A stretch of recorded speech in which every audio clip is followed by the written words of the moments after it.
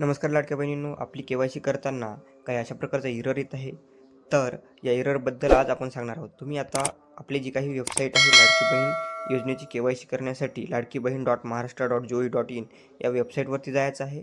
इथे मुख्यमंत्री माझी लाडकी बहीण योजनेची लाभार्थी के.वाय.सी प्रक्रिया पूर्ण करण्यासाठी येथे क्लिक करा.